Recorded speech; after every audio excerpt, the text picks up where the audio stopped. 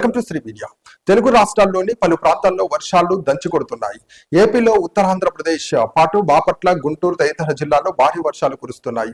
తెలంగాణలోని హైదరాబాద్, నిర్మల్, కామారెడ్డి, సిద్దిపేట, నాగర్ కర్నూల్, వనపర్తి, ఖమ్మం తదితర ప్రాంతాల్లో వర్షాలు కురుస్తున్న నేపథ్యంలో వాగులు, వంకలు పొంగిపొర్లుతున్నాయి.